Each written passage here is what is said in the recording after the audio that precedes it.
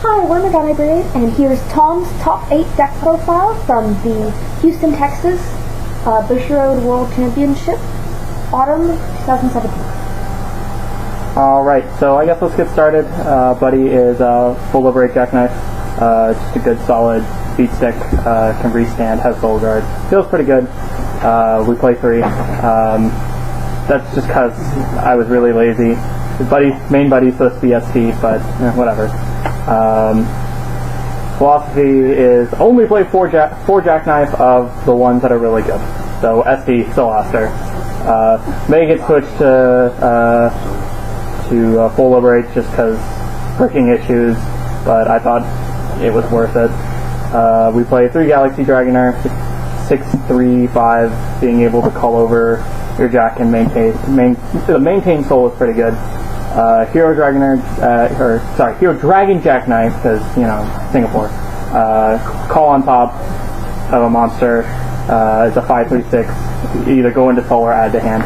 Pretty good when you need to create consistency. Your basic Quantum Ruler, your basic charge and draw. Dragon Arm Stilt Fighter. Just your shield, or it's also a good gauge engine. Triple Buster. It's triply busted. That's why we play 3.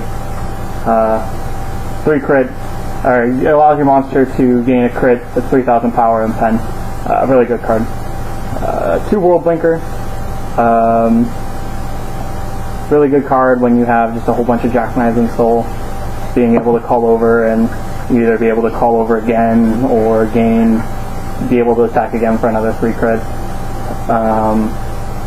The main focus of the deck is Style of Justice. I feel it is much better than the restanding impact monster variant. You guys can kind of see the core of the deck, I guess. Other Dragon Arms we play, Garble Anchor, Spell Negate. If we go back up over here, I forgot SD, just being able to call a size 1 jackknife who can potentially get you a soul out of a monster. That's pretty good. Mayday is a pretty good card because he lets you call size 2 jackknives, size 2 or less monsters from your hand onto the field. So if you've got a Soul Blaster or a Hero Dragon Jackknife and you need an extra attack, that's pretty good. Star Believer is the best draw to in Star Dragon World right now. It's probably also our most consistent one. Kind of the spice cards in my deck are Telmata, just because sometimes I need the extra gauge to be able to go off.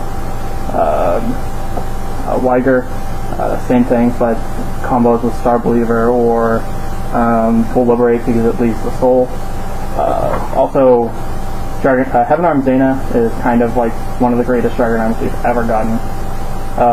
Just because of the free gain of life. Allows me to not have to run a lot of extra shielding, just because of the repeated attacks that the deck can gain. Just gaining 2 life in a turn is like reducing 2 or negating an attack, basically. Buying you that extra time.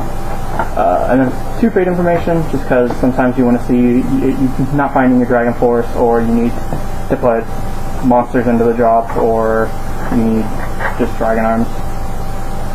Also, one of my techs overall against the meta was Neo Dragon Protector. I feel it was better than Extend Defender because Extend Defender only solves the problem of turning the monster sideways, but it doesn't help against. It doesn't help actually helping you maintain the bulk control that you ultimately end up needing.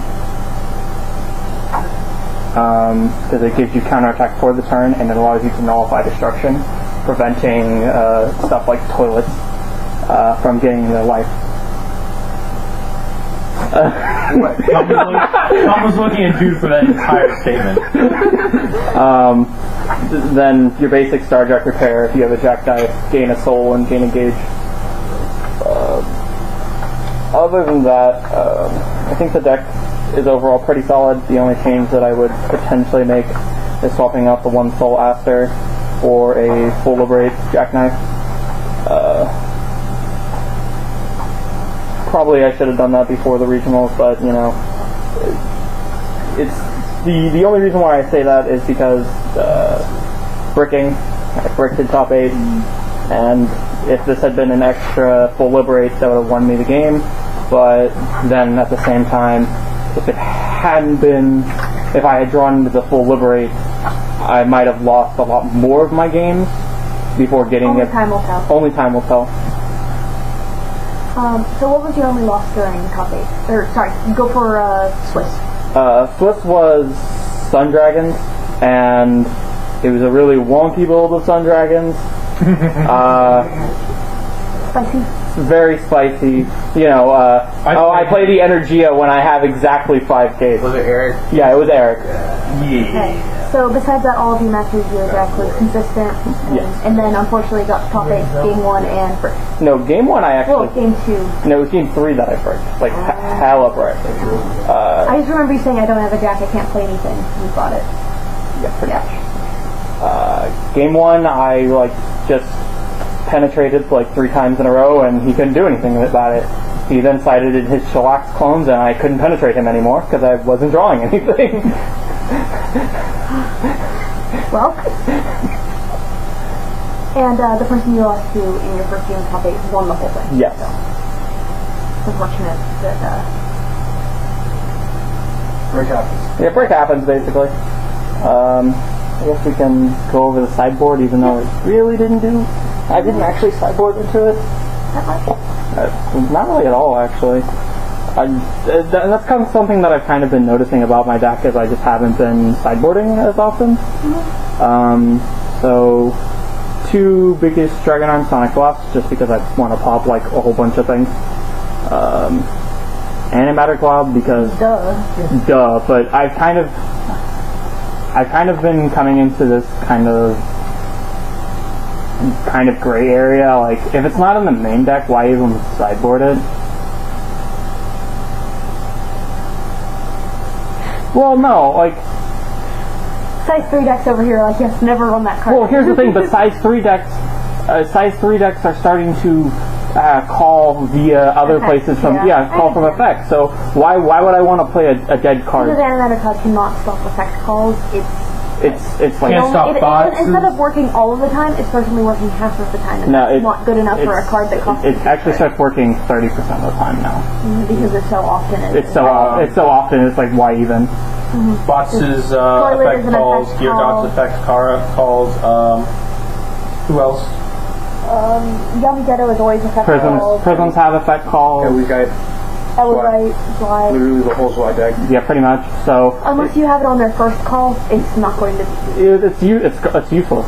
So why? Even then, like, you nullify the call if they have a follow up, and you just wasted a lot of resources for it. So Exactly. It's kind of one of those things. Like, somebody else will say, I think that it would have been best inside against Chaos, because if they start with 4 cards in hand and you can stop the Hero Bear. Or if they're... It hurts like certain cards, but on a widespread level, it's not as useful anymore. I don't think I would have. Like, if we go back into a format where it becomes more like Raging, what was it? Raging Spirit and Jaeger heavy, and they call over, then it might see some more play, but as of right now, it's kind of Yeah, the most devastating use of an animatic card is when it's especially being played on top of a size 3 when they're being greedy. Because you lose both. Yeah, you can lose everything. The next card is Extend Defender. While it didn't make the main board, I did feel it was very good for the sideboard against a lot of the size 3 matchups. I feel like this card is just a lot better against the size 3 matchups versus Animatic Cloud, just because you waste your entire turn to buy. And then we have the Liberate Shoot, just in case we have any pesky Purgatory Knights or mirror matches. It's basically a death grip if I have 2 or more souls. I said it doesn't have a cost. The cost is having 2 or more soul, but that's how the deck is. That's the condition of playing the deck anyways. Alright, so I guess that's my deck profile, and I'm signing out. Stop Hero World 2K.